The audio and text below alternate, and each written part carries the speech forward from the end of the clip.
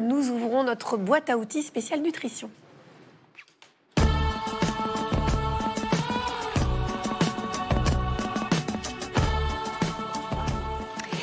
Bonjour Flavie Gusman. Bonjour. Je précise que vous êtes diététicienne, nutritionniste et vous êtes là pour nous révéler les faux pas alimentaires, c'est-à-dire tous les aliments qu'on pense être anti-fatigue et qui en fait produisent l'effet contraire évidemment.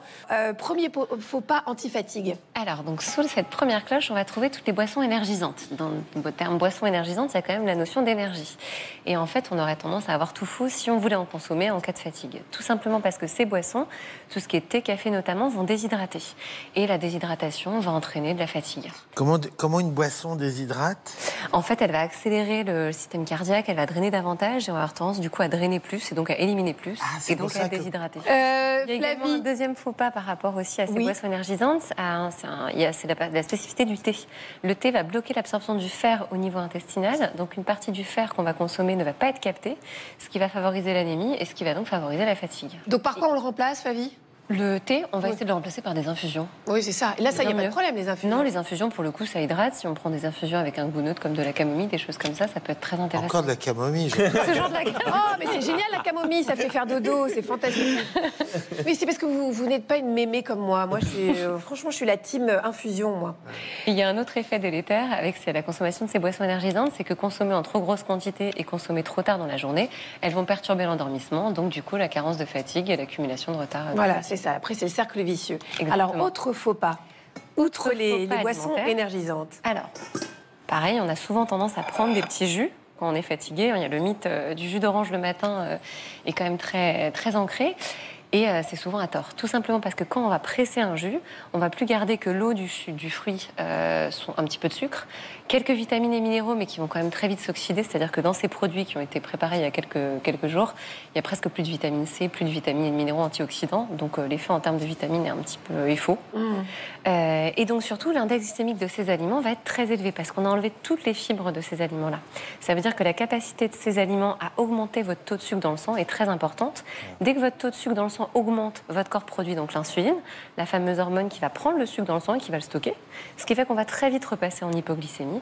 Et dès qu'on est en hypoglycémie, on a de la fatigue et en plus on a des fringales avec des envies de sucre. Ouais, c'est donc c'est un peu le cercle vicieux. Rien à rajouter, c'est parfait. C'est ça. Donc on confirme, c'est un faux ami. Les jus, ce sont les faux amis. Le jus, vraiment, il faut éviter. Ou vraiment, si on adore les jus ou qu'on veut faire boire des jus à ses enfants, pourquoi pas juste presser s'il le prend dans les 10 minutes. Le petit déjeuner français est un des plus mauvais. Ah oui, c'est ça. Ce qui est terrible, je lance un message parce que c'est vrai que... Les Anglais ont tout faux. Excusez-moi. Non, je vous en prie, allez-y, docteur. Les Anglais ont tout faux sauf le petit déjeuner. Oui. Les Français ont tout juste sauf le petit déjeuner. Voilà. Nos grands-mères disaient il faut manger comme une reine le matin, une princesse à midi, une pauvre le soir. D'accord. Ou, deuxième proverbe, il faut manger à la fourchette, disaient les agriculteurs quand ils partaient à la vigne à 5 h du matin. Ils ne partaient pas avec de jus et une tartine de crème cacaotée. Le docteur n'ose pas dire de marque. Voilà. Donc ils ne partaient pas avec ça ou avec des céréales qui sont que du sucre à 97%, rapide avec un peu de sel. C'est catastrophique pour les enfants. Ils ne peuvent pas apprendre, ils ne peuvent pas être concentrés jusqu'au soir avec ce type de petit déjeuner. C'est comme si on attendait d'être sur la réserve du réservoir d'essence pour sortir la voiture. Ouais. D'accord, alors qu'est-ce qu'on prend ? Désolé, oui, c'est ça, c'est la même question. Moi, je déteste le petit-déj anglais, le petit-déj salé, hélas. Et oui. C'est ça. Il faut le prendre, mais pourquoi alors, Alors, culturel. ça va être plus rassasiant. Déjà, dans tous ces petits déjeuners, souvent, c'est des pains assez noirs. On voit dans les pays allemands, anglo-saxons, il y a des pains assez noirs, donc très riches en fibres, qui vont bien vous caler, qui vont bien réguler l'appétit. Souvent, en plus dessus, on met des produits salés. On va mettre un peu de protéines, un œuf, du jambon, des choses comme ça, pareil, qui vont être assez rassasiants. Les protéines, ça met du temps à être digéré, donc ça cale quand même dans la durée. Donc, ça va être des petits déjeuners qui vont plutôt être beaucoup plus rassasiants, qui vont nous permettre de tenir bien plus facilement jusqu'à midi. Moi, ce que je voudrais, c'est créer une nouvelle habitude alimentaire, c'est la raclette au réveil. Docteur, raclette pomme de terre. C'est mieux que jus d'orange thé, apparemment. Ah, voilà. Dernière erreur alimentaire à ne pas commettre, Flavie. Alors, la dernière erreur alimentaire, c'est toutes ces petites barres soi-disant énergétiques. D'ailleurs, il y a toujours le même mot d'énergie dedans.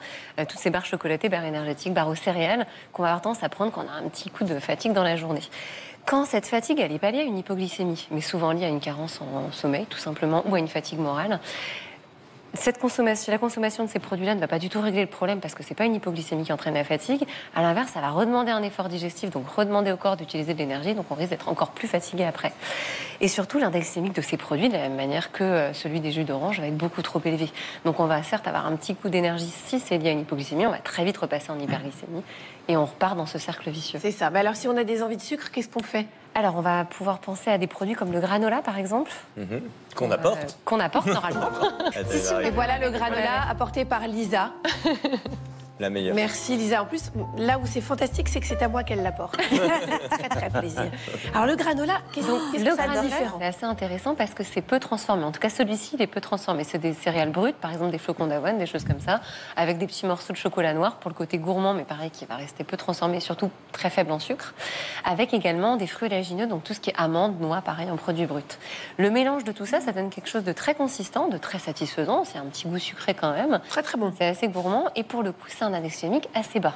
Ça demande beaucoup d'efforts de mastication, donc on est plus facilement rassasié aussi. Je regrette déjà. C'est vous qui m'avez inspiré. Ça doit être pour le prochain lancement. Oui, c'est ça. Donc c'est assez intéressant, une petite collation si on veut un petit produit sucré, enfin en tout cas au goût un petit peu sucré en milieu de journée. Merci Flavie Gusman, je vais suivre vos conseils. On peut